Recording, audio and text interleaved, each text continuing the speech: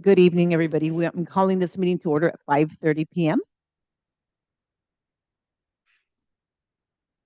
Moving on to item 1B, roll call. Mr. Koenig, could you please take roll? Board President Garcia, Here. Board Vice President Ocampo, Board Clerk Pettis, Here. Trustee Gilpus Barrera, Here. Trustee Jimenez. Here. Mr. Ocampo is not present. Mr. Ocampo is not present. Okay. Moving on to item 1C, the Pledge of Allegiance. Our Pledge of Allegiance will be led by Mrs. Monica Hanso. Joint pledge. Ready? Salute. I pledge the flag of the United States and to the republic for which it stands, one nation, under God, indivisible, with liberty and justice for all.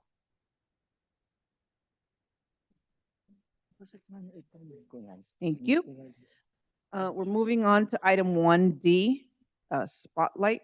This is an opportunity to feature up to 3-minute presentation, the positive things that are taking place throughout the district. Mr. Koenig, are there any spotlights? Yeah, there is one that I know of. Daniel Algassi, a member of the Forza team that supports our expanded learning program, will provide information on the great things ALSAL's performance groups did during the Northern California Percussion Alliance Championship in Stockton earlier this month. His presentation will include a short video.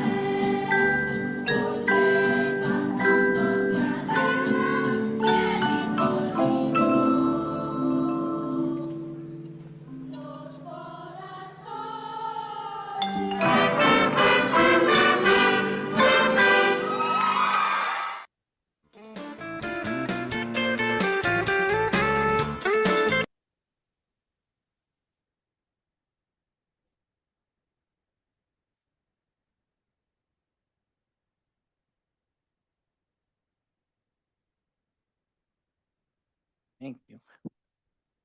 That was a snapshot of our journey only, not just through this school year, but of our continuous mission to serve the whole child while they are in our care, not only as a district, but a provider of performing arts education. Our ALSAL students learn not just the skills on their instruments, their flags, their pom-poms, but also life skills, peer leadership, time management, respect for their uniforms. I am proud to say that our ALSAL groups both earned a first place gold medal in their respective classes at the Stockton competition. We are aiming to take these groups and refine these routines, bring them at an even higher level to Stanford University in July. We'll say an unfortunate goodbye to our 6th graders. We'll see you at the convocation, and we will introduce a whole new round of students to our truly year-round performing arts programs here in the district. I do want to thank all of the board members, Superintendent Koenig, Deputy Superintendent Anso, Mr. Fausto and Ms. Pulido with Expanded Learning Department, Rogelio Viramontes and Katia Herrera with Forza, and a shout out to our program manager, Faith Cardona, and the entire Forza music team that works with our students every day. Thank you for the support and celebrating in our success. I think that deserves a round of applause. What a wonderful thing you're doing for our students. So just as a former band member, I played the flute many years, band and marching band. I did marching band when I was little. And so, yeah, this is right up my alley. Thank you so much. That was, what a treat. Thank you. Okay, we are gonna, or do we have any other spotlight? I have one.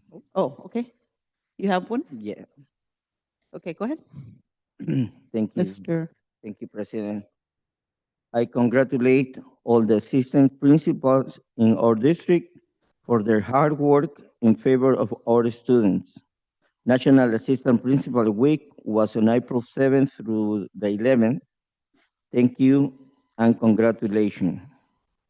We are celebrating Administrative Professional Week from April 20 through 26. I congratulate all of our district office workers. Also, on April 22nd, no long to go, we celebrate the Earth Day.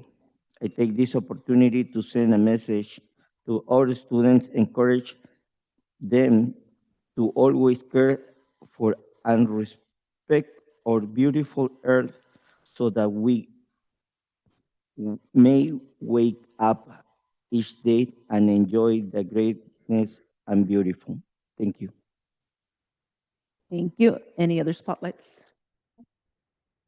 Okay, No thank you. more. We're going to move on to item 1E, adoption of the agenda. Can I get a motion to adopt the agenda? So moved. Ms. Make a Stevens? motion. Second. Second by Mr. Jimenez. Comments or questions? Mr. Koenig, can you please take the line vote? Board President Garcia, Yes. Board Clerk Perez, Yes. Trustee Gilpus Barrera, Yes. Trustee Jimenez. Yes. Motion passes. Motion passes 4-0 with Mr. Ocampo being absent. Item line 2, public comment concerning items on the open session agenda and on non-agenda items. Guidelines, there will be a 2-minute limit for individuals and a 20-minute limit on total public comments. There is no ceding to one's time to other individuals. Item 2A, individuals wishing to address the Board of Trustees on open session agenda items and/or other items may do so at this time, and the starting time is 5:37. And I do believe we have a few. For this one? Yes. Can Ms. Gladys Gomez please come up?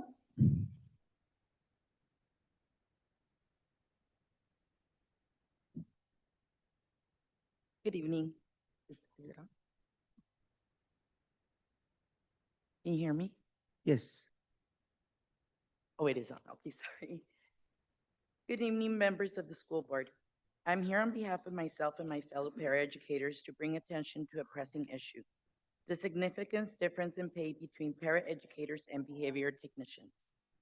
While we share the same job qualifications, our roles carry vastly different levels of responsibility, yet our compensation does not reflect the reality of the work we do. As paraeducators, we are responsible for an entire classroom of 10 or more students, while BTs focus on just one. While they collect data on a single student, we track progress on multiple students, ensuring each one receives the support they need. Beyond academics, we assist with essential life skills, including toileting, managing behavioral challenges, and ensuring the safety of students who may elude. We must remain constantly vigilant, always on guard to protect and support our students. But our responsibilities don't end there. We prepare materials, make copies, organize paperwork, translate for meetings and parent-teacher conferences, and even handle phone calls. We ensure the students go home with the correct information and that they are safe during recess, often running to keep up with them. At the end of the day, we clean our classrooms, wipe down tables, chairs, counters, all while preparing for the next day's lessons. And when a substitute teacher is called in, our responsibilities increase even more. Many times we're the ones running the classroom, stepping into the teacher's role while still fulfilling our paraeducator duties. We follow lesson plans, guide students, and ensure the class stays on track, all without additional compensation. And through it all, we do this job with heart. Even when it means getting pinched, kicked, or punched, we do this work because we love our students. There is no greater joy than seeing a child make progress, reach a goal, or gain confidence in their abilities. However, love for our work does not pay our bills. Many of us live paycheck to paycheck, taking on a second or even third jobs just to survive. Can I keep going? Can I keep going or is? Can you wrap it up now? Are you good? Or Oh, I can keep going. It's just a little. what do you guys think? I think I think we heard a lot already, but, I thank you for your comment. Yeah, thank you so much. And we're gonna go on because there are a lot more here. All right, Sorry about that. Thank you. All right. I don't know if that resets. Okay, may I have Lorena Mendoza? Did I say it right?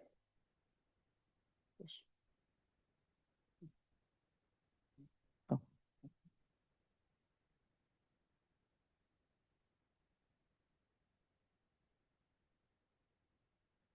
Good afternoon, Board of Trustees and Alice Hall District staff, and our superintendent as well. I'm going to say the message in Spanish for one of our parents. Anyways, actualmente no hay transparencia, empatía ni contabilidad en los procesos educativos. Lamentablemente, los estudiantes más vulnerables y los más afectados son los de la educación especial. Falta mucho para una inclusión, para ser inclusivos y equitativos. En los procesos de la IP no respetan el plan y no hay transparencia. Nos dicen que no podemos tener juntas por videollamadas, pero las sesiones de speech, del habla, son llevadas a cabo por medio de una pantalla. Entonces, pues, disculpen, está muy chiquito este mensaje. Cuando es esencial, ¿verdad? Este tipo de sesiones que se lleven a cabo en persona. También es importante en cuestiones del desarrollo. Esto atrasa mucho a los estudiantes.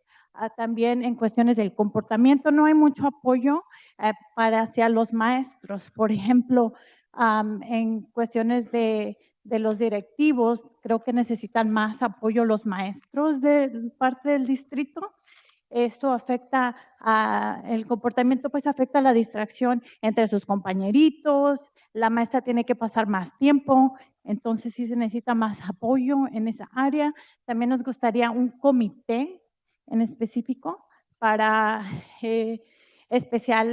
para los estudiantes de necesidades especiales.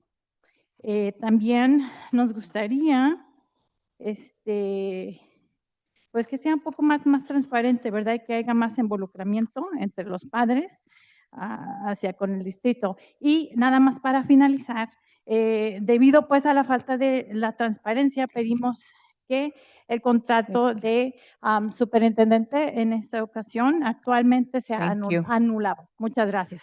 Thank you. Are we getting a translator to translate that? Thank you.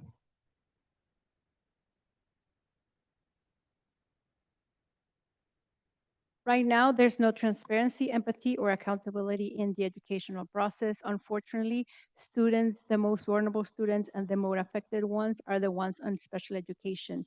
There lacks a lot to be inclusive and equitable. In the IEP process, there's no respect for the plan and there's no transparency. We are told that we cannot have meetings via video calls, but students are taking therapy classes through a screen. And this is essential when it's essential that they're done through in person. The lack of support in the for students' behavior affects their development and distracts their classmates and the teacher when they don't have the support. It also adds to the volume of students in their class. The lack of support, this reflects the lack of support of directors in the district. It is important to have an interpreter and make sure that the educational plans are well understood and that are well, that they're developed according to how it's done. It's essential to have a very well-structured plan and make sure that everyone in the process is involved and that they all understand the goal and that this is respected. In some cases, we have asked that the parents, in some cases, has been asked the parents speak English in their homes and to make their maternal language to the side, and that's very sad because there are studies that demonstrate the importance of having more than one language. We asked to form a special committee, educational committee, and also due to the lack of transparency, we asked that the contract with the new superintendent is annulled. Thank you. Thank you. Blanca Miranda?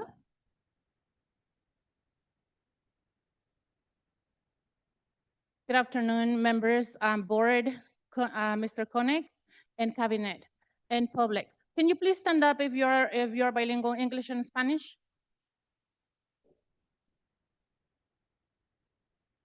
Thank you. Due to the majority of the people present, I will direct myself to you in English. In Spanish. Buenas tardes, mi nombre es Blanca Miranda. Soy padre por 16 años, experimentada en la educación por 16 años. La razón que estoy aquí hoy es para hablar que seguimos teniendo dificultades bilingües, de educación bilingüe. Pofor FFS, Fofo TF Pifido, Fokefe, Puefedafas, Pofonefermafas, Clafasefes, Bifilipinguepes. ¿Quién me entendió? You're multilingual. You're multilingual. Entonces, felicidades por eso. Estoy de acuerdo con la señora Lorena de lo que ella habló. También estoy pidiendo que el involucramiento de padres sea genuino. De verdad, estas reuniones deben empezar a las 6 o 6:30. De verdad, no hay padres aquí. Nosotros no salimos de trabajar a las 4:30 o 5. Entonces, es importante, a ver qué dice mi jefa, y menos cuando mira el video, ¿verdad? Que aquí estoy. Pero no hay involucramiento de padres. Escuelas comunitarias ya tiene varios años y no hay un comité de escuelas comunitarias que incluye padres y son los pilares importantes. ILOP no tiene un involucramiento de padres. Antes teníamos sesiones, pero ya no las tenemos. La retención y moral de los empleados es tremenda. Miren a quién está atrás de mí, sus empleados. Obviamente están aquí. Bueno, a lo mejor vinieron a decir algo bueno, ¿verdad? Pero no llegué anteriormente. La práctica del distrito está practicando ghost job posting. Es tan grave, detrimental. Para muchas personas es nueva. Esta es una nueva ley porque es tan abusada a todos los niveles que la van a hacer una ley. Y para pedir, me gustaría dar la responsabilidad, accountability, al board, a las personas que hacen las decisiones. Me gustaría que hicieran rescind a la posición de el contrato de la superintendente y todos los contratos que han hecho time is desde up. diciembre 4 del 2024 hasta ahora. Gracias. Okay, thank you. May I have Susana Ramirez?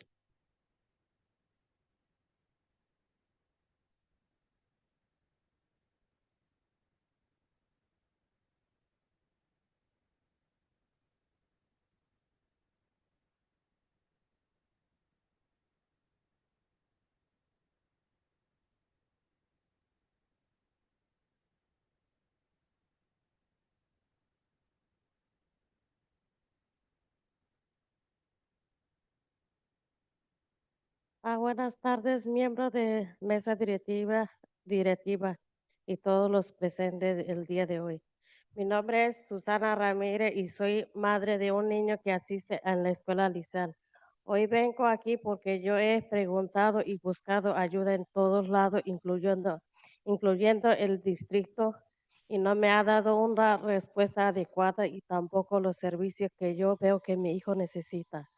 Mi hijo necesita terapia de habla y solo le están dando 90 minutos por año. Esto equivale como una hora y media por semana. No es nada y la terapia que le están dando es por videollamada. Ustedes nos ha dicho que la educación por computadora no sirve. Entonces, ¿cómo se servirá la terapia de habla donde no hay conexión? Y yo no he mirado ninguna mejora en mi hijo. Cuando yo firmé tenía entendido que serían 90 minutos por semana y de manera presencial y no está pasando. Además, desde que lo puse del kinder he preguntado y sigo preguntando por la educación bilingüe y la educación se le ha negado a mi hijo. La maestra me ha dicho que no le hable español porque en español en la casa a mi hijo porque los lunes lo regreso confundido. Entonces, ¿qué debo hablar? Porque yo hablo en mixteco y, y tengo otro niño que va a entrar el kinder y le he preguntado a la que quiero la de bilingüe, pero la directora dice que tengo que juntar 20 padres o 20 firmas para que ponga la de bilingüe. Gracias.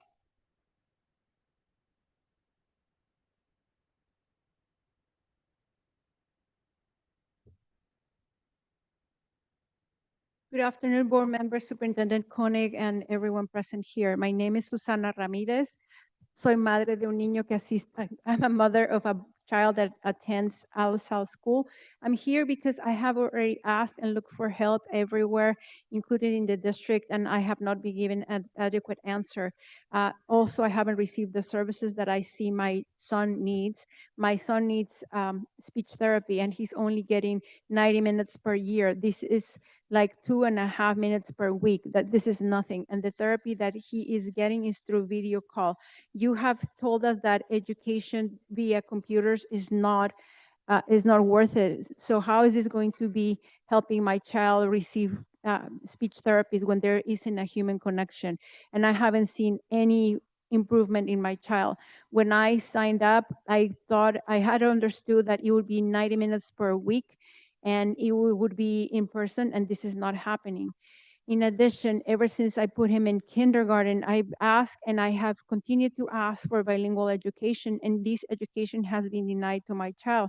The teacher has told me, do not talk to him in Spanish in the house because when on Monday I bring him back, he's confused. So I have to talk. So what am I supposed to do if I don't speak English? That's why I want him to be bilingual. Now, when I sign up my child, they didn't tell me where he's going to be put. And I already asked that I want a bilingual class. And Mrs. Lepet told me that I have to look for 20 parents who want the same. And they told me that the same thing to the parents, we have to ask for a bilingual class. She just told me that my child is going to start August 4th in school, but she didn't tell me if it's going to be a bilingual class or not. I need your support so my children have the education they deserve. I thank you for your attention, and I hope to receive support from the district. Okay, thank you. I'm going to close up individuals wishing to address the board at 5:53. Moving on to item 2B, association comments, Al Sal Teachers Association.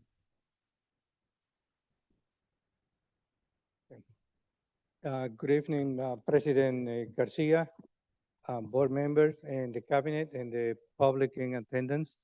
My name is Jaime Pastoriza. I'm the president of the executive board of the association, the Teacher Association, the Alisal ATA. Just want to let you know that the district, the negotiation for the teams for the district and the ATA reached a tentative agreement recently, and that the next step will be for us to have a general meeting with as many certificated employees as we can, so that they can hear the details of the agreement. And after that, we also going to proceed to the vote. So if we have ratification, it will be like 7 or 10 days after that. Thank you. And thank you for listening to me. Thank you. California School Employees Association, Chapter 577. Good evening, Board President, Superintendent, Board members, and Cabinet members. Solange K. Quinoy, Chapter 577 President. Our chapter has been selected as one of the 10 chapters statewide to participate in the 2025 Appreciating Classified Employees, ACE program, during Classified School Employee Week, May 18 to the 24th. The ACE program is a joint effort between CSEA chapters and their school districts to promote understanding about the essential contribution classified employees make to public education. In the ACE program, district and school administrators job shadow classified employee to witness our work firsthand. Our chapter participation in the program will build understanding within your district or our district and recognize the hard work we do to take care of students every day. We hope we can plan an event full of learning experience. And thank you for having the resolution 2425-20 classified employee appreciation week on the agenda tonight. And on the other note, we are still in negotiations with the district. And like I said last meeting, about the first and second step for classified employee is under the minimum wage. I know no one is receiving less than minimum wage because that is unlawful, but we hope we can finish negotiation tomorrow with understand that our salary should the same as the deputy superintendent, the superintendent, and all the cabinet level, administrator level can be something that the classified staff can live with, not something that they need to struggle to pay the rents and everything. So I hope we can finish tomorrow, and thank you.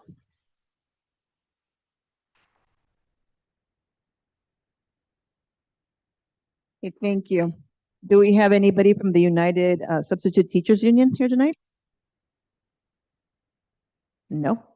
Okay, moving on to item 3A, board study session, district policy on mobile communications devices, including cell phones.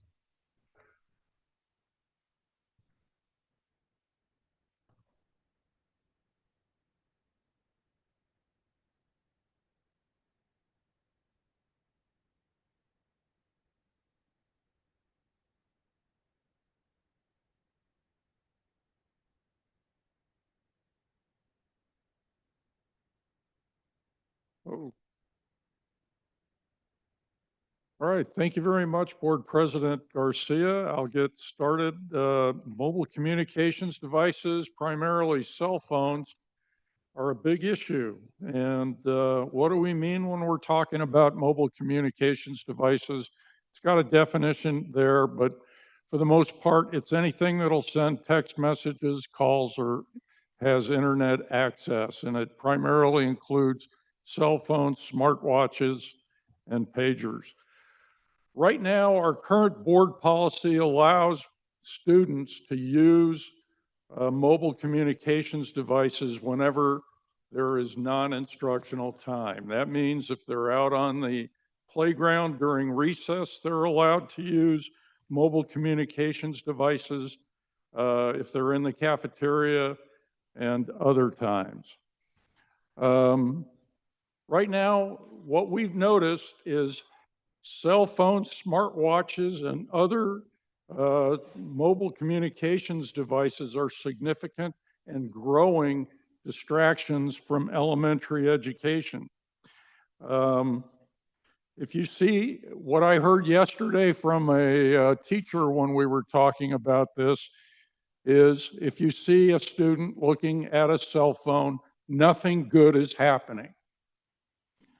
The other thing that happens is these devices are just opportunities for negative behavior on the part of our students. Cyberbullying, we've had cases where photos and videotapes of students, of staff, have been uploaded onto social media, and they've been put there with disrespectful captions and modifications. They are not doing us any good. So what do we want to do about this?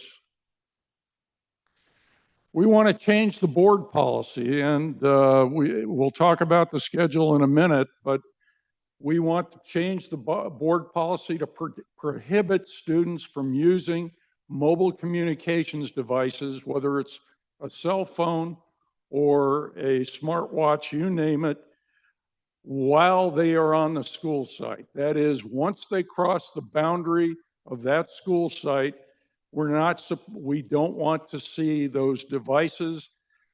And we also don't want to see them when they are off the school site and they're under the control of a district employee, for example, on a field trip. Now, there are exceptions, and the exceptions, there's parent pushback on this. We have parents who want their students to be able to use mobile communications devices pretty much at their will. Now, the first exception addresses the most urgent parent pushback issue that we've got, which is if there's an emergency, if there's a bad person on the school site, and my son, my daughter needs to tell somebody about it, they need to have their cell phone. Well, that's an exception. If there is such an emergency comes up, they can go to their backpack, they can get the cell phone out, they can turn it on, which all of that takes maybe 1 minute, and they can call whoever they need to call in order to report it. The other exceptions, if a teacher, in the unlikely case that a teacher grants permission, they can use the phone. If a licensed physician has said that it's necessary for the student's health or well-being, they can use a phone, or if it's required by their IEP. Those are the changes. Actually, the exceptions already exist within the Ed Code. So the only change is we're going to use the Ed Code option of prohibiting students using the phones while they're on a school site or under the supervision and control of a district employee. We're going to have a new administrative regulation that basically says once the student comes on the school site, the place for that phone is, the phone needs to be off and it needs to be in the backpack, not being used. And if a student is found to be using a phone, there are going to be consequences. We've said we will confiscate the phone and we'll be returning it to the parents. But the school site staff will have the authority to enforce the process. What's the timeline? All right, today we're having a board study session and the board can ask any questions that they would like to ask. We're going to have a first reading of the new board policy and the administrative regulation at the next board meeting on May 14th. On May 22nd, we realized that there may be pushback, there may be questions and concerns from the parents. We are going to hold a town hall right here in the district boardroom, and we're going to basically go over what I just said. And then on June 4th, we'll have a second reading and approval of the new board policy and administrative regulation. Now, we're doing all this because cell phones and other communications devices are having an unacceptable impact on the education process, and we need to address it. So with that, are there any questions? How about if I start from over here? Yes, thank you, Ms. Ms. Garcia. Yeah, I did want clarification here on the exceptions, because it says a teacher or an administrator can grant permission. So can they grant permission as a reward?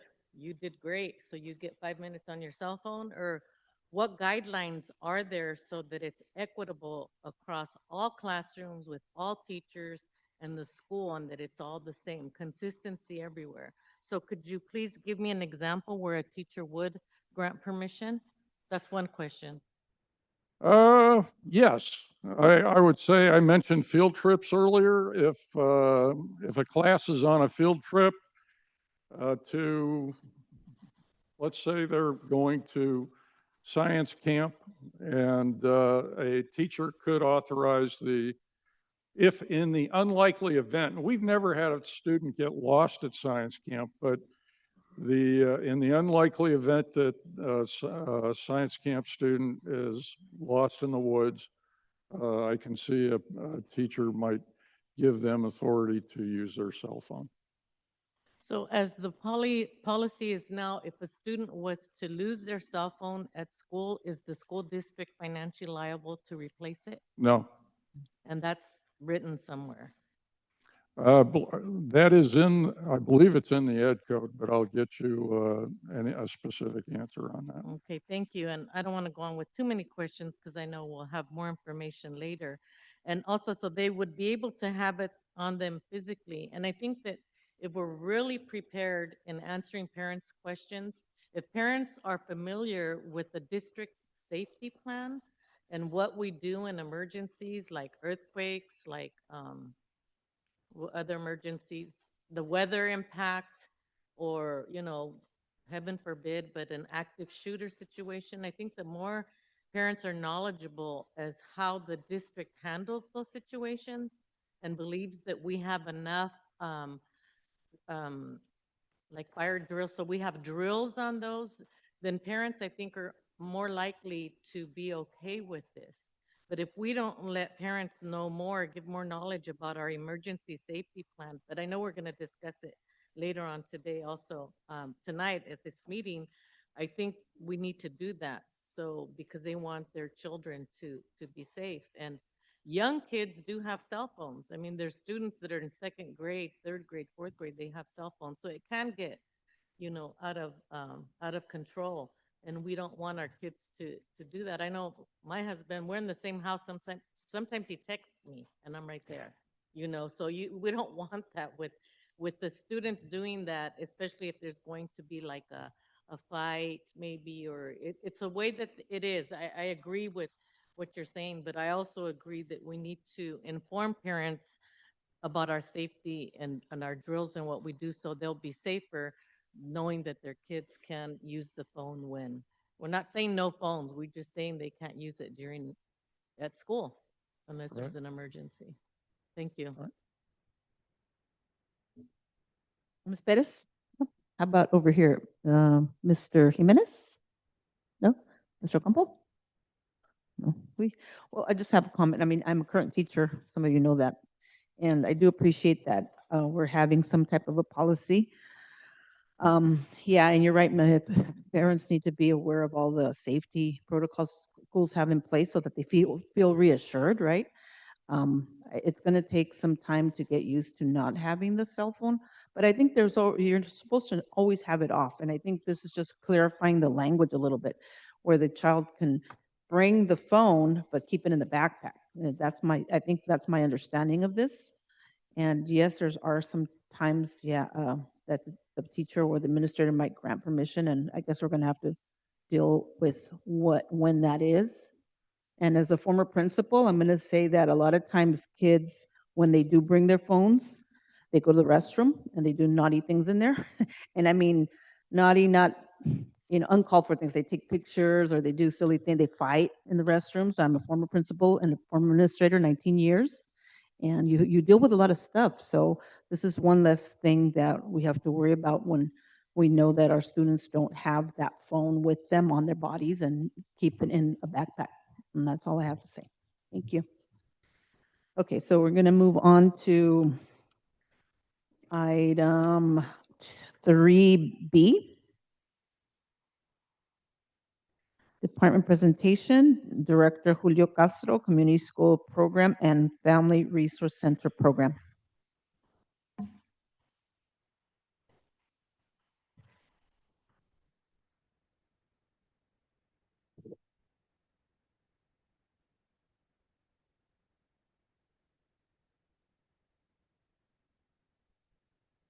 Good afternoon, Superintendent Koenig, Board of Trustees, Cabinet members, and members of the community. My name is Julio Castro, and I serve as the Director of Family and Community Engagement. And today I will present about the Alisal Union School District, community schools, and family resource centers. Thank you. Both of which are under my department. A common question asked, what is a community school? I would like to read this language from the California Community Schools Framework.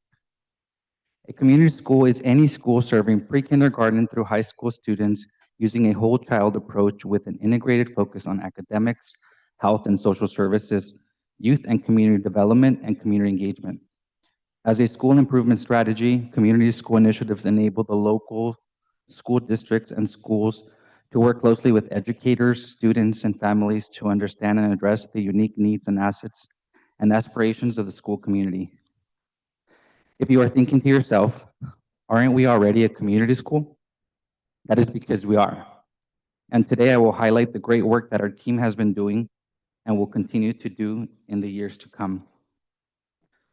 What is the goal of a community school, right? To empower our families, to empower our students, and we accomplish this through strategies that bring together community partners, school administrators, teachers, families, and students for the benefit of the whole child, and to address those gaps that may be preventing the students from reaching their full potential, whether it's bringing medical services to the school or providing boxes of meals.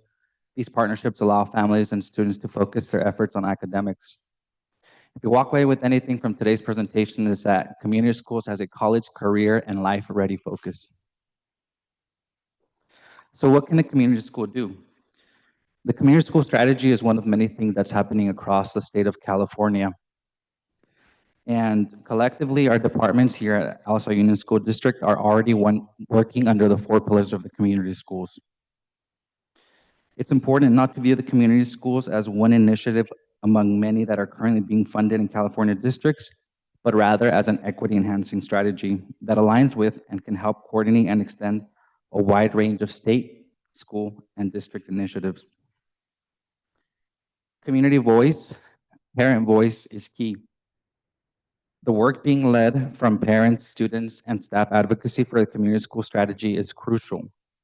Since our initial needs and assets assessment in 2023, the work has been school community centered. Each of the community school coordinators is responsible for conducting an annual school site specific needs and assets assessment and respond to those needs. So who are the community school leads? We have the principal and assistant principal who are the leads in all things related. Now having a community school coordinator at each site will help with the strategy. Having a parent education specialist at each site will help with that strategy. We currently have 6 parent education specialists who for many years were housed at the family resource centers, and now they are serving directly at each site. And we will soon hire a 6 additional so that all 12 schools are covered. Our parent education specialists are 100% dedicated to family and community engagement by supporting parents through their role. Our community school coordinators serve a little bit differently. About 20% of their time should be focused on family and community engagement, and 80% strategic planning to assure that each school site is operating under all 4 pillars: the expanded learning, the integrated student supports, and the collaborative shared leadership and practices, which include creating a school site community school steering committee. They also have to plan for sustainability beyond the grant, right? This is a grant-funded strategy. So they have to work with community partnerships and bring in the resources that are going to be responding to those needs assessments and bring impactful change. During the first year, our focus has been resource mapping, right? Looking at what are we already doing at the schools? What are we doing in our district? What are the things that we need to bring that we need to bring to our specific site? And what are the trends that we see that tell us we need to bring district-wide change? As part of the implementation plan, we have to identify school site goals, create those strategies, identify internal and external partners, amplify student voice, and reduce barriers. As you can see, the coordinators have a lot of work to do. Each school has to submit an implementation plan to the school board for review, and we will be posting this on the website for public view. You cannot talk about community schools or family and community engagement without talking about the 3 family resource centers. For over 20 years, the Alisal Family Resource Centers have been providing families the community supports that they need.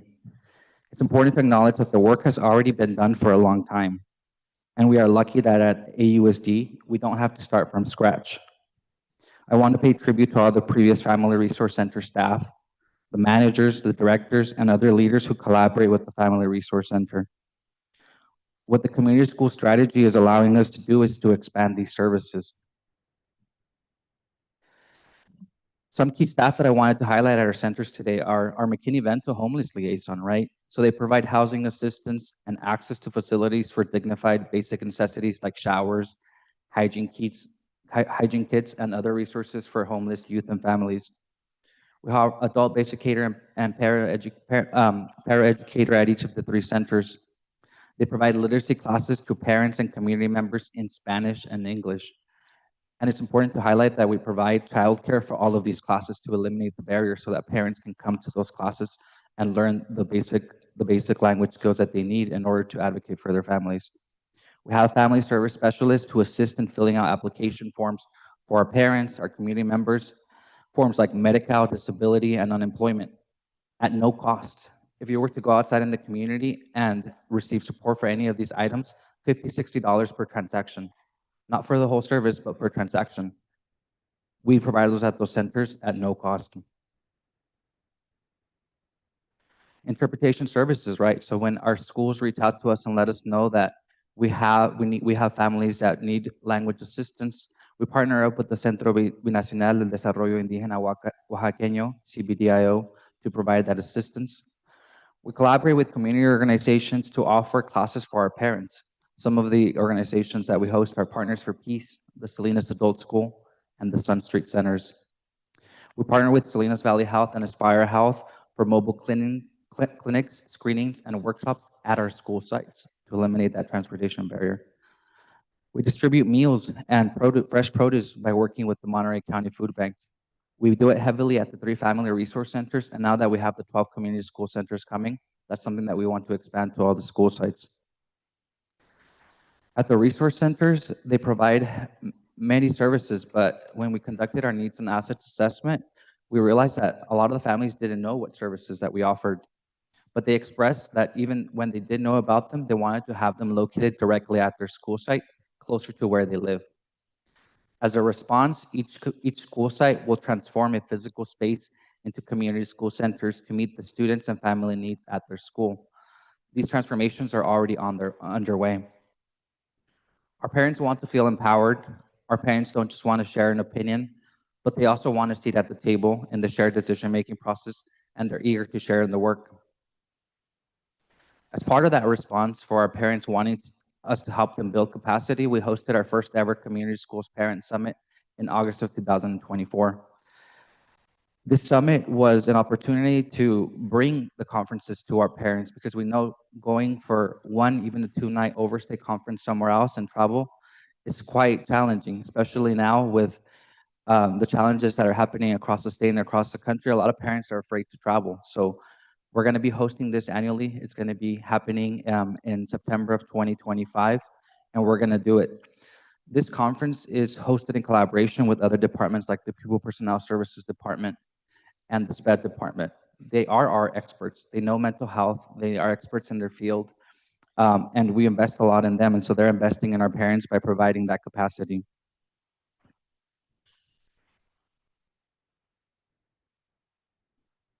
We host our annual toy drive, which is the highlight for our family resource centers. This is something that just brings us all together. It's a wonderful, hectic time for us, but we try to spread that cheer to our students.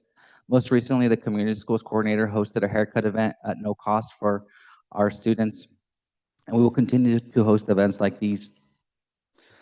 All this work is done in collaboration with the community schools coordinator teams and the family resource centers. This is a little snapshot of the family resource center's data. It's important to highlight that for us, the work never stops. We are 12 months. We're here during the winter break. We're here during the spring break. We're here during the fall break. We're here all summer. So these services are offered year-round. Even when schools close, our team is here. All the work that we do isn't done alone. We do it with community partners. A focus on community schools is sustainability, right? Making sure that the work outlives the grant. It's thanks to these partnerships that we are able to conduct all these work and bring all these resources to our partners. We cannot do it alone. Lastly, but most importantly, I wanted to highlight our team. If there are any Family Resource Center or community schools team, can you please rise?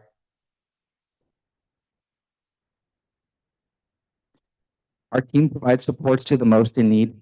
On any given day, our team is working with families who come and say, we are now homeless. We are living in our car. We need help.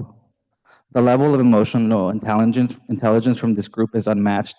Our community is stronger thanks to the work that they are doing. Today, I present to you on their behalf, and I am grateful that I have the opportunity to lead this team.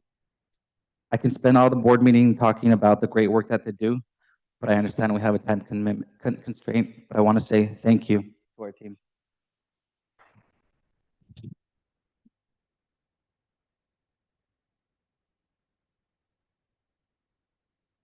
Questions?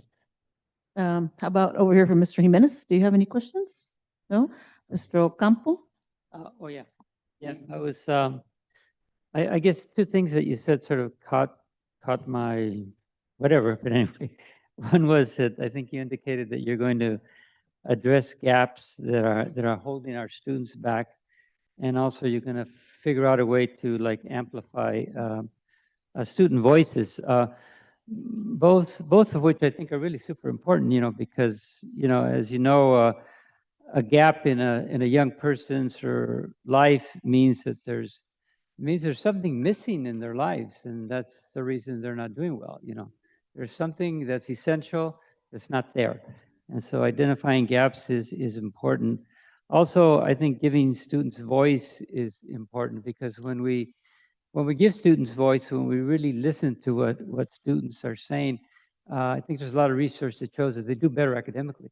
And also they're healthier from a social emotional standpoint, they're healthier. So I was just curious if you could talk a little bit more about that. What are some of the ways in which you will be addressing gaps, and what are some of the ways in which you will be amplifying student voices? That's been a common question, right? And so when working with the community schools coordinators at the high school level, at the middle school level, they often go straight to the students and work with them. Here, we work very closely with our parents, right? Because our parents are advocating for their students. But in conversations with students, they have a voice. Our students have been telling us what they want. What are some of the things that they want to bring into our schools? So as part of the focus groups that are being conducted, our community school coordinators have already been going into the classroom to ask them, hey, what are some of the things that you want us to do with community schools? And explain to them, because they understand. If you ask them what are some of the things you want to see, they'll tell you. And so when it comes to the needs, right? So you talked about social emotional learning. There was schools that have been asking for more social and emotional learning opportunities. So we're working on contracts to bring in a crochet class, right? That's available for parents and students, because a lot of the requests that we get for activities is that they're not just for students or for parents, but something that they can do. At the Family Resource Centers, most of the activities that our parent education specialists lead are for students and parents, and that's where we see the most success, because you don't have to worry about childcare. You come in, you sit down, you learn, and you're learning social and emotional learning without even thinking about it, because you're doing arts and crafts. So more of that. That's age appropriate to our students. Okay, thank you. Ms. Perez, comments or questions, or? Is there a time frame? I mean, what are your guys' hours for the resource center? We are, for the resource centers. For the Family Resource Centers, we are 8 to 5, but we host events after hours. Sometimes we're there till 9:30. If our custodians don't kick us out before 9 when we're supposed to get out. And on the weekends too, our facilities are available to use for the weekends for our community partners and for our events as well. And I mean, I know you guys probably announced the hours and when you guys are going to be open, right? But any family member can come and approach you guys and ask you questions about any topic, any type of help, assistance. Correct. And I know I gave you 2 folders, the blue and the black. And on the black folder, there's a list of some of the supports that we do provide, and then some of the supports that we don't provide. If it's something to do with child custody, we would say, we're probably not the legal experts you want to talk to, but if it's one of the allowable items, we do. And our goal is to continue to expand. So now that we have the coordinators at the school site, we want them to promote the center, and we want the center to promote the community school sites, because all of our spaces are open to community members. You don't have to be a parent or related to one of our students. It can be anybody in the community. We do get a lot of foot traffic from folks who they're here, they came to this country alone with no family, they don't have kids, and so they look for help, and folks in the community do our best advertisement. They say, hey, why don't you go to the Family Resource Center? Well, I applaud you because you guys are an awesome team. And I've been to one of them and it was great. Me as a parent being on the other side, it was really knowledgeable. I learned, and you see a different perspective as the parent, how to be a parent and what other parents think, because everybody thinks different. But I really encourage our LSL parents to come and use these centers. You learn a lot. And like you said, they have, it's not daycare, but they take care of the child, and the parent can sit and actually comprehend and, take everything in. So props to you guys. Thank you. And I want to there's only one gentleman, right? Right? in the Today, team? yes, Mr. Ricky. Mr. Who? Mr. Ricky from my team. Can you stand up? I just want to say you're awesome. I know a lot of kids at Friend Call that really like you because you're a very motivated person to them, and they look up to you. So, applause to you. So thank you, and thank you, Julio, because you're doing an awesome job. Thank you. Skilpas Pereira? Thank you. I had one question. Do the coordinators or the parent education specialists, do they make home visits? They do so. Yes, so Oh, that's one of the things that they can do, the home visits. The parent education specialists have done home visits, and our coordinators will be doing them as well, in partnerships with maybe our social workers, our counselor, our site admin, really depending on the case, right? If it's, and just today we were having a conversation, right? What's a way to reach out to parents in a non-intimidating way? It's bringing in the resources, because what we're offering is supports. And most of our parents, when we're telling them, if you fill out this paperwork, which I know is more paperwork, you will have access to X, Y, and Z. And for the most part, parents say, oh yeah, I need those resources. So when we're coming in with that neutral supportive feel, it's easier to have those conversations in their home or in our centers. oh, that's really good to know that they do home visits. I worked for the high school district in a similar position, community liaison, and I did home visits. And when you go to a parent's home and you talk to them, whatever it's about, the student's attendance, whatever it is, that's parent involvement, because they don't have to answer the door. But they feel great when someone from the school goes and talks to them. And in particular, I remember one family who the parents work, they work late, so they're not going to be able to come to meetings. But if you go to their house and maybe, whatever the topic is, give them tips on how they can support student learning. I remember doing that with one family, and the parents didn't even know how to read. So they asked me, well, what can I do?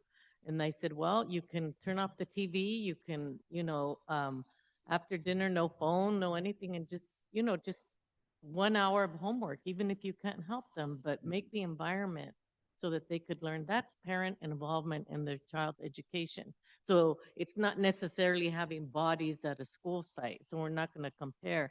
This school had 12 parents. You don't know what parents are doing at home. And a lot of them are involved in their child's education by making them come to school, by getting them ready, and so forth. So this is a really great, our resource centers and our community schools initiative is something that we really need to be proud of, and I think we are. And all your people are our people. I shouldn't say your people. They're smiling. It's automatic. I think they like what they're doing because it's connecting them with families, and it's something that I'm very proud of. I'm sure all of us are, and we won't let any child behind. Thank you. Thank you. Thank you. Are we fully staffed? Not yet. Not yet. How many more do we need? For coordinators, hopefully tonight, 3 are board approved. And then we have one more position to fill, which closes May 2nd. And that would be our 12 coordinators. And then we hopefully will fly our parent education specialist posting soon. And then it will be fully staffed. So right now we have, did you say maybe 9? We have 10? 8 that 8, are on okay. board. Yes, Sorry. coordinators. Okay, so we're almost there. So We're almost there. not every school has a coordinator right now. Not yet, but you know, we're getting really good people. So the Sure. delay is, we're getting really good results. So it's understand. resulting in an amazing team. Our team is getting stronger. Yes, so we'll be ready for 2025, 26 Yes. school year.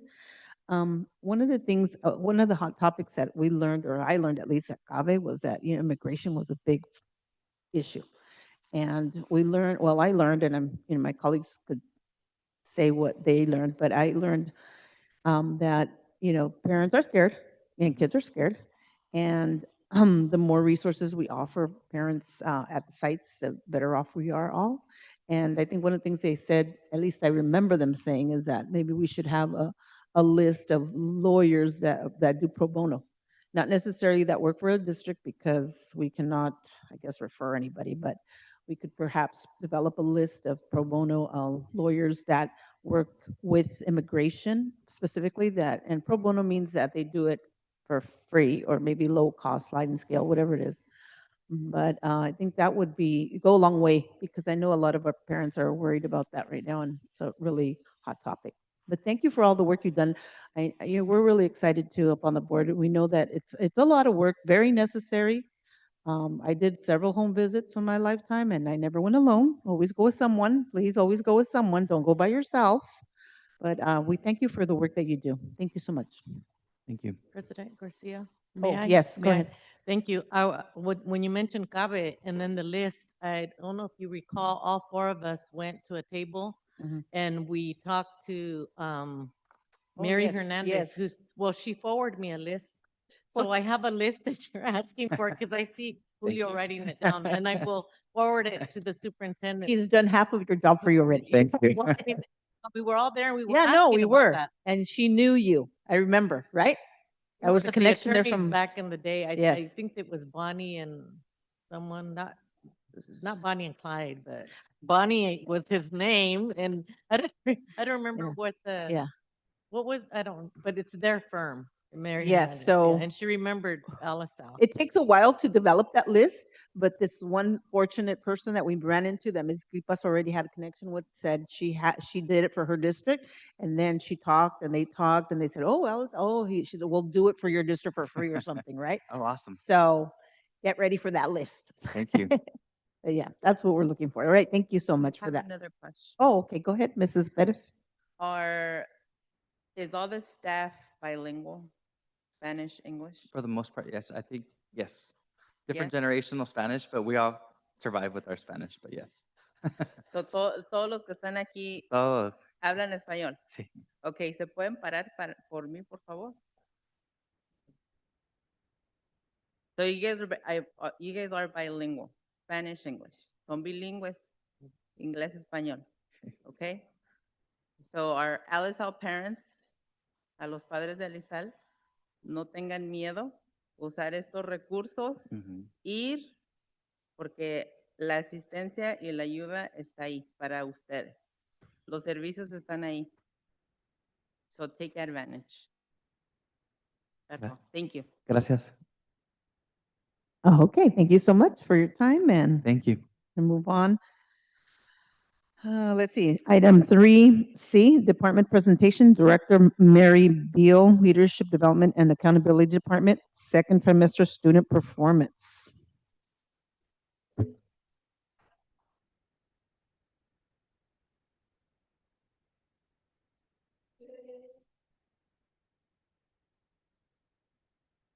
Oh, no, it's on green.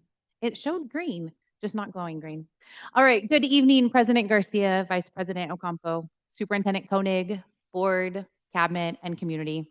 My name is Mary Beal. I am the Director of Leadership Development and Accountability here in Alisal, and this is my very first presentation to all of you. Tonight, I am so excited to share the academic growth and achievement results of our students in both iReady and iStation. So I don't need to dive too far into this. I know you've had presentations on what is iReady, but as a reminder, it is a diagnostic that we have now given 3 times this year.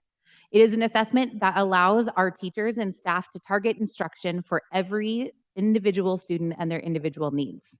And beyond that, it's a tool. It's a tool that guides the instruction to support personalized teaching and learning and teaching to fill those gaps that we know our students have. So without further ado, I would like to present our reading data. Now, if you are like me, I'm very visual. So you will find there are very little words and a whole lot of pictures. And that's because on first glance, you see that green.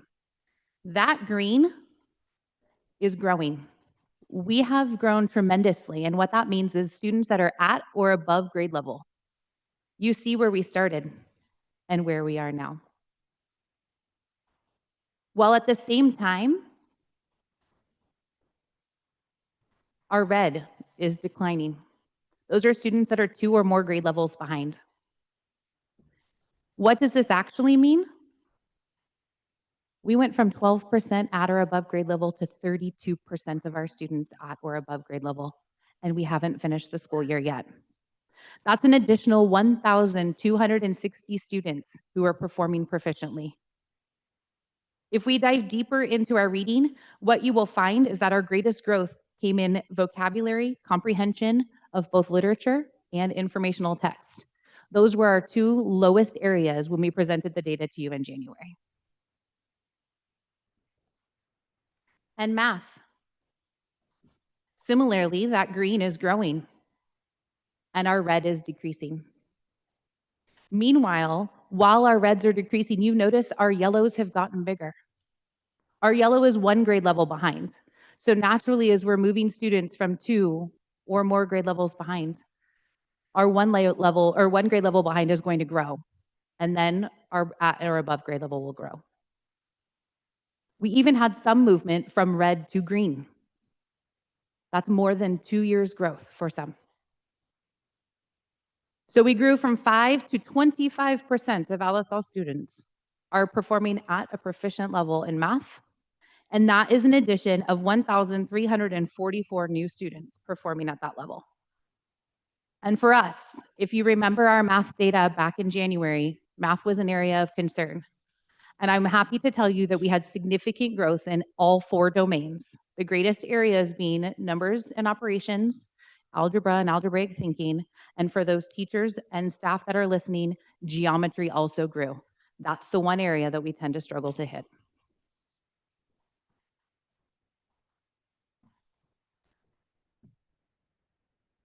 I'm going to skip a few slides and come back to that one. I changed the order after I sent it in, just for natural. So it's great to talk about proficiency, but proficiency doesn't get there without growth. And we know we have growth to do. So in iReady, we have the opportunity for both typical and stretch growth. So typical growth, that's what we expect to see in a year. We expect students to hit 100% of growth. 180 days, 100% growth.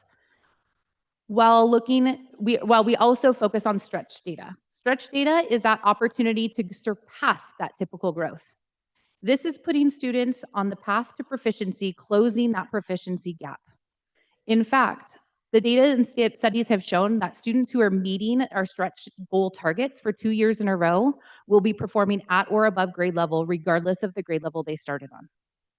So I'm going to say it again. If you have a 6th grade student performing at a 2nd grade level, 2 years of hitting targeted stretch growth means they will be providing, or they will catch up, and by 8th grade be at an 8th grade level. So looking at that, look at our reading growth so far. We haven't finished the year and we're 103% of typical growth. We are closing the gap. And in the corner, you'll see that 22%. That's 22% of our students have already hit their stretch growth, and still we have 30 days of school left.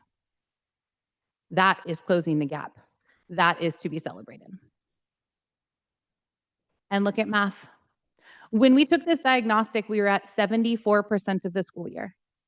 If we need 100% growth in 100% of the school year, if we were at 74% of the school year, we would expect approximately 74% growth. We're above that. We know we have work to do in math, and we know that that's a focus area. But we're going to celebrate that 79%, and we're also wanting to celebrate those 13% of our students that have already hit their stretch growth. And again, I'm going to skip a slide. Bear with me. iStation. Our iStation report is a report that we use, or is an assessment that we use for our K-2 students in bilingual programs. It measures our overall growth throughout the year, and I'm going to show those diagrams to you. What I will tell you is this is your last presentation of iStation. We have the opportunity to bring iReady Spanish into our classrooms, so our teachers, bilingual teachers and English-only teachers, will be able to compare apples to apples and no longer be trying to decipher multiple reports to figure out what we're talking about. So looking at iStation in kindergarten, the little spots you see, that's the performance each month. Now, I didn't study math, but I do know what a trend line is, and those are what I want you to focus on. Those trend lines are trending up. The same is true for first grade and second grade. And if we were to carry those lines out and have an assessment in June, I would expect they would follow those same lines. All data that should be celebrated. Now, don't get sick as I change the slides back. Because this didn't happen by accident. This was 100% intentional. And what I would like to say is this intentional work took everybody, every single person on campus. Through collaboration with Ms. Porter, our Director of Curriculum Instruction, we have operated under the framework, using data to instruction. Data is only as good as we use it. We don't want it sitting on a shelf. So this year, teachers have participated in professional learning, instructional with iReady, targeted learning for their personalized instruction, planning lessons, using data to drive those instructional practices. We've had ILTs, vital teacher clarity, work on formative assessments, Tier 2 RTI practices, GATSI, which we heard all about. We've had 6-step lesson plans and collaboration from our deputy superintendent all the way down to our instructional assistants. It may not have been in one big meeting, but it is the efforts in which, because that's a lot of people, it's the efforts that have been filtering through and trickling down to be sure we're all participating in these efforts. Again, getting sick, my apologies. Whoa. Oh, I went back too far. So what's next? We can't just stop here. I've been giving you guys good news. So 24-25, well, we're going to continue using our data to drive instruction. We have CASP. CASP is coming up, and teachers are using this individualized data to drive the student learning. We're going to continue for those 30 days left of school to finish strong. 24-25 ends soon, so we're already planning for 25-26. In front of you, you see a list of ideas, plans, but they are not comprehensive. We'll be refining our practices and professional learning. We'll be using student historical data and dive deeper into student groups. We're going to coach leaders on how to use data to set and monitor goals around iReady and as a tool for accountability. So with that, I ask if you have any questions. I will also add at the back of your report, you have individual school site data.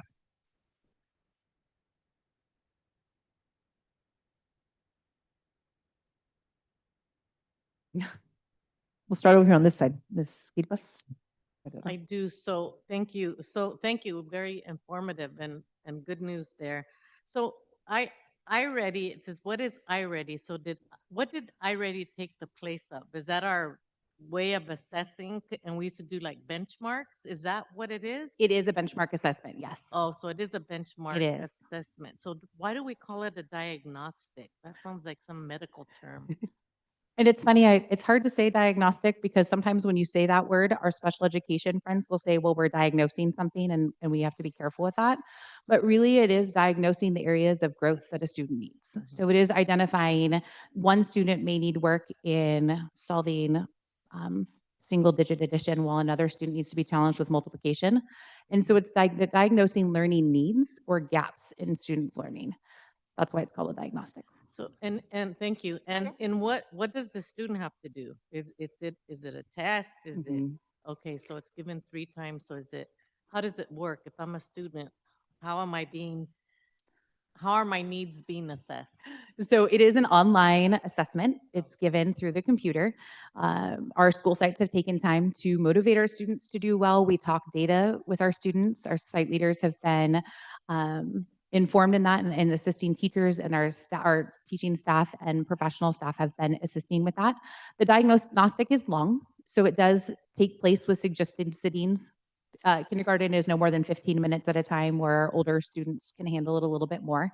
On average, it's about 45 minutes to 60-minute test, but it's computer adaptive. So the higher you perform, the harder it gets. And it does go till failure. And that's so we can see, you will notice in some data, if we dive deeper, we have some students in 6th grade performing at an 8th grade level.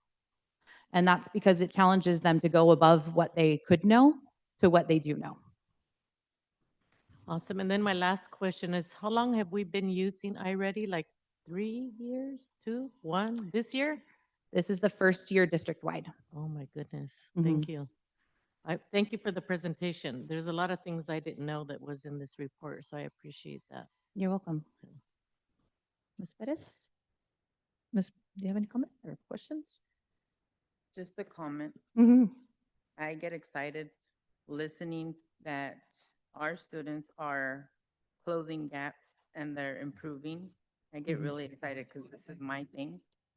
I like math, I like English, I like everything. And I just want to say you're in the right place. Thank you. You're doing an awesome job. Thank you. I appreciate So thank you. Mr. Jimenez, comments or questions? Thank you. Mr. Ocampo? Yes, thank you for the report. It's, I love your enthusiasm. Thanks. And your clarity too. It's excellent. So iReady sounds like just a fantastic program. You know, I've always had a thing about gaps. You know, I don't know why, but you know, it's like for some reason gaps seem to draw my attention. But like you said, determining needs means of course figuring out, well, where are the gaps, right? That's what determining needs mean, right? Where are the gaps? And then once you find the gaps, then you individualize instruction. You give them what they need.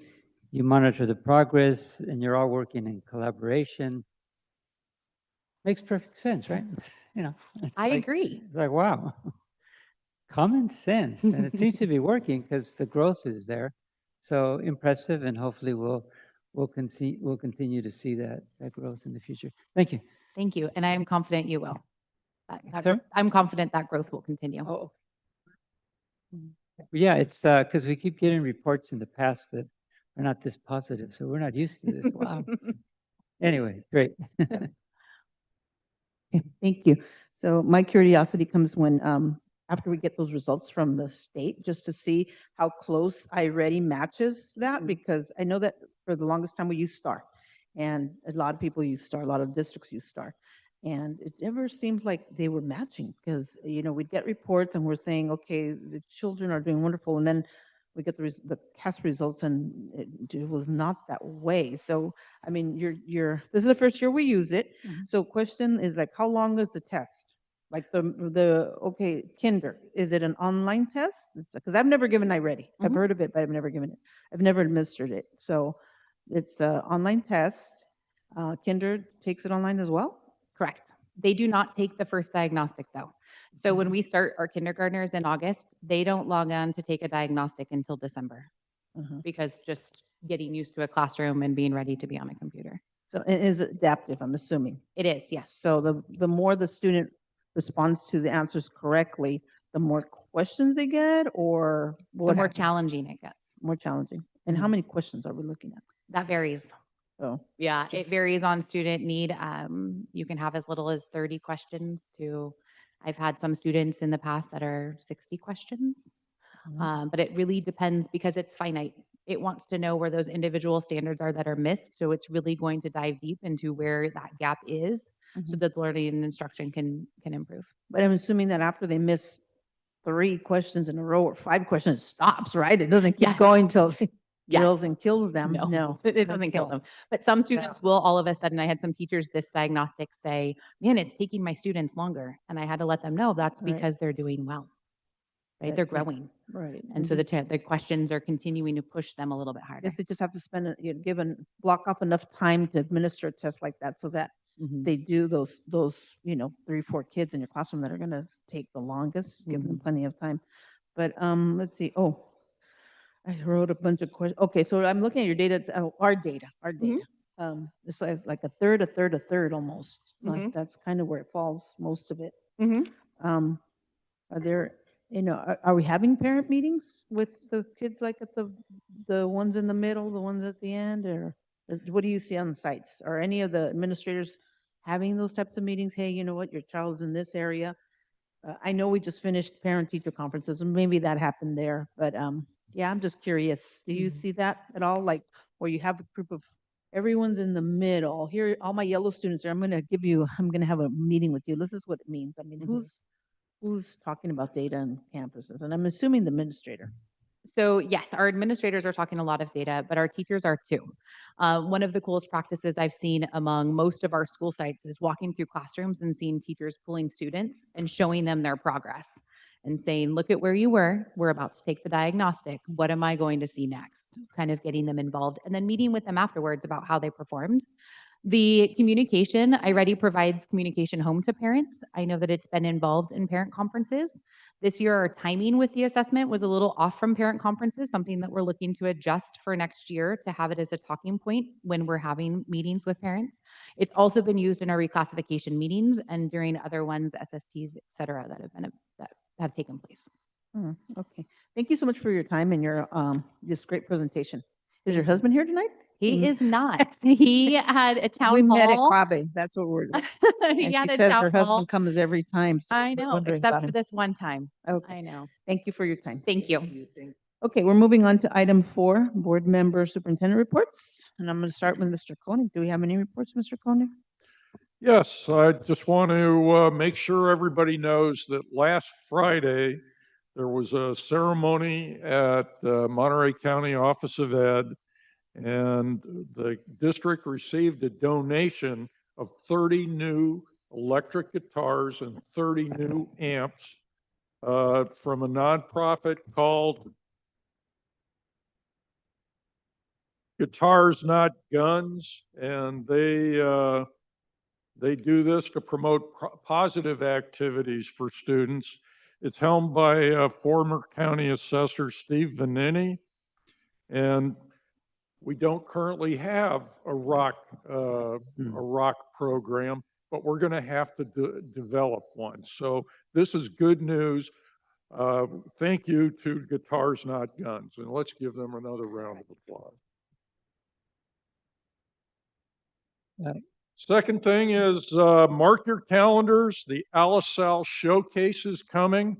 All of our district performance groups are going to show their stuff at the from 6 p.m. to 8 p.m. on Tuesday, May 13th. This will be at the Western Theater at Hartnell, and go there, and they're going to be able to show you what they've learned to do during the past year. And it's going to be great. I hope to see you all there. That's all I've got.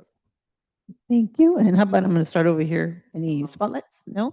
Yeah, Mr. Mr. Ocampo? Coney, just wanted to kind of piggyback on the Guitars Not Guns. I think it's a nonprofit. Kind of the history of that was that, my wife, Sandra Ocampo, who sits on the board for the Monterey County Office of Education, was at a function in South County where Guitars Not Guns was giving guitars to a lot of the schools like in South County. And Sandra, being the kind of person she is, just went up to the director of Guitars Not Guns and said, hey, what about Alice Howe Union School District? What about, ever think about looking up north a little bit, towards Salinas? And so because of that, now we got these guns. So that's kind of the history of it. I'm sorry, guitars, yeah. It's as they say, just ask and you will receive, But anyway, that's a little of the history on it. So I was myself, but also much of the staff here from the Alice Howe Union High School District attended the CASP Breakfast Awards presentation.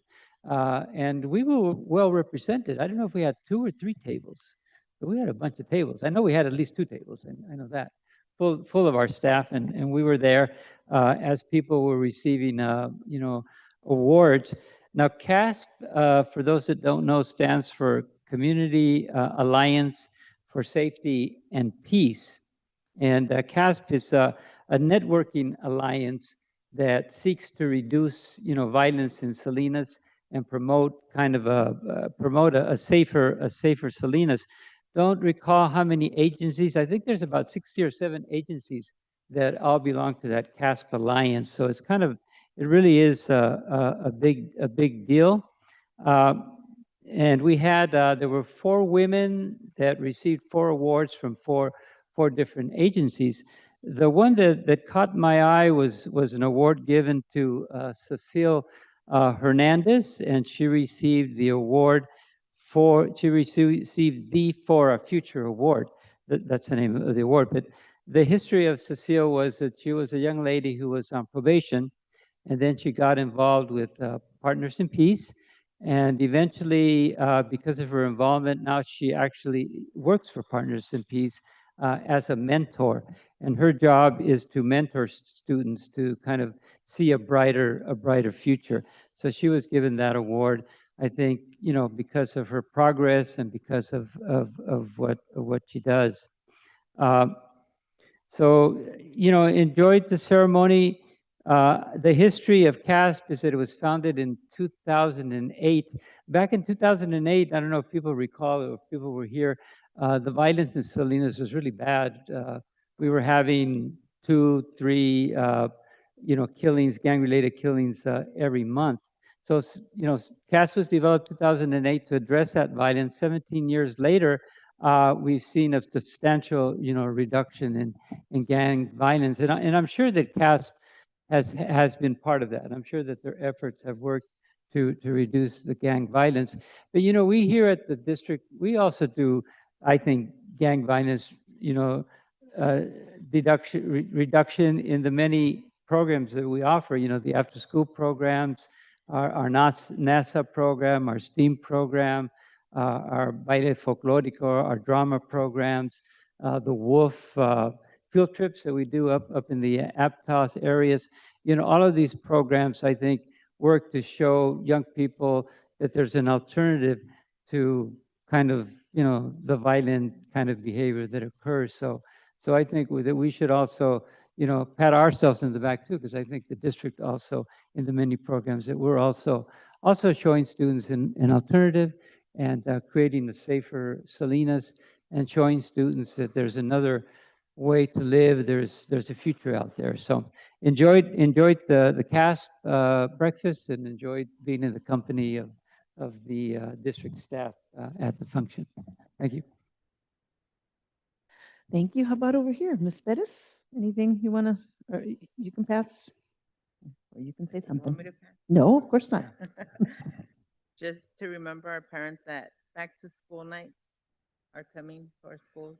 Spring Falls tomorrow. Open house. Open house. It's okay. I say that too all the time. Yes. So be there.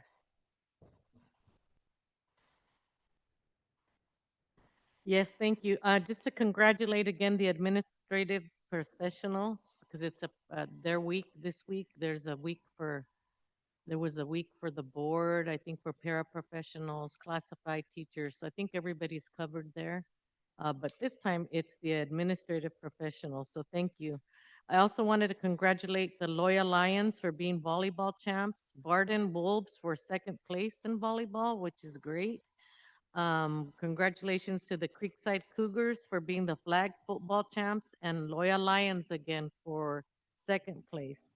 Also to congratulate those involved in the district's performing arts program and its visual and performing arts teachers on special assignment, because they were featured in the newsletter for VAPA, for which is the acronym for that, for the spring 2025 newsletter, which is, you know, they mentioned their work, and they also featured the district's TOSAs, in particular in its music professional development session, which took place April 14th and 17th. And then last but not least, 3 LaSalle Union School District schools and several staff members and volunteers were recognized during the Monterey County Positive Behavior Interventions and Support Showcase at Hartnell on April 3rd. The schools recognized Dr. Oscar Loya Elementary, Montebella, and Creekside. So congratulations and thank you to all of those involved. Okay, and I also attended the CASP breakfast, and I do appreciate that when we all come together, I think we can make great things happen. And I think that's the point of the CASP, that you have all these resources, probation, police, education, coming together and trying to solve a problem that we had. And it was very nice to see that people are getting nominated and awarded. In fact, we're going into award season, right? So this is the next couple of months. We'll be hearing from different agencies on how people are getting awards, and we'll be attending some of those awards dinners and even breakfasts. And yes, open houses, there's a lot of them. I think a lot of them are happening tomorrow. So I think I'm going to only make it to one, so I'm going to try making it to one of the open houses that are scheduled for tomorrow. But thank you for that. That's all I have. And so I'm moving on to item 5, consent agenda. Let's see, approve, ratify contracts, MOUs, agreements, grants, proposals, conference, workshops, field trips, approval of consent agenda. Can I get a motion to approve the consent agenda? I'll make a motion. Mr. Jimenez, Second. Ms. Gilbas Barrera. Comments or questions? Ms. Gilbas Barrera? Yes, thank you. I know some may feel that going over the warrants, and the warrants, they're online, everybody could see them. So I'm not going to share the district's, what I sometimes call dirty, what is it? Laundry? Dirty laundry. Yeah. I don't want to do that, but you learn a lot when you read the warrants, and it's impossible to read. And I'm not micromanaging, but I'm reminded of some things that have happened way in the past. For example, one of the first things on the warrant, we had the CBO back maybe 15 years ago, who worked for the district. I could see Mr. Abbasi, not you, it wasn't you. It's already, you know, but the CBO by the board back then was giving, and I know Mr. Koenig remembers, he was given lifetime benefits, medical benefits, and he only worked for the district. I think it was 2 years or less. Mr. Koenig calls him every year to see if they'll give it up, but who's going to give up lifetime benefits? You know, but that's on the consent agenda. So we learned that, and it's public. Anybody could see it. This board did not vote for that. I don't think we would ever do that with taxpayer money, especially with an employee who didn't even work for the district that long. You know, so you learn things like this. And I talked to one of the board members that was on the board then, and he recalled that he believes what happened, it was just slipped under the consent agenda, and it wasn't a separate item. So that shows me my responsibility to, you know, read every consent agenda item, because I may be voting for something that a person, and I don't think it's anybody in our present cabinet or anything. I commend them for their being ethical and honest, but it happens, you know, and it happened then. Another point that was important, I read about someone that the district sent to a conference. At the end of the conference, because I looked back the employment report and dates, at the end of the conference,